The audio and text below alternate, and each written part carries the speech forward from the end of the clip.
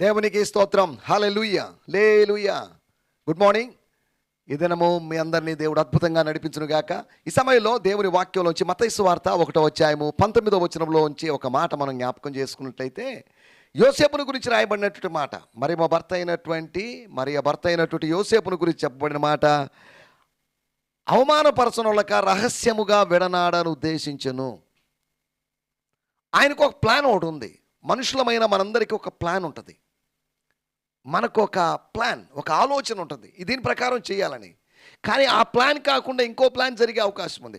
ఒకవేళ మనం ఒక ప్లాన్ ఫెయిల్ అయినా ఇంకో ప్లాన్ ఉంది, అనగా ప్లాన్ బి మనకుంది. ప్లాన్ బి మనకు దేవుడిస్తాడు. ప్లాన్ బి అంటే ఆల్టర్నేటివ్గా ఉన్నటువంటి ఒక ప్లాన్ అని అర్థం.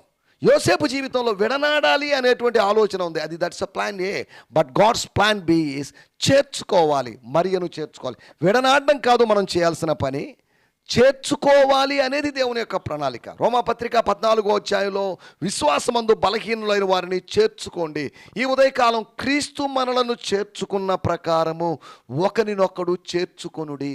క్రీస్తు మనల్ని చేర్చుకున్నాడు అనగా రక్షించాడు. తన దగ్గరికి, తనలోనికి కోడి తన పిల్లల్ని ఎలా తన దగ్గరికి చేర్చుకున్నాడో, రెక్కల కిందకి చేర్చుకున్నాడో, దేవుడు అలా మనల్ని చేర్చుకున్నాడు.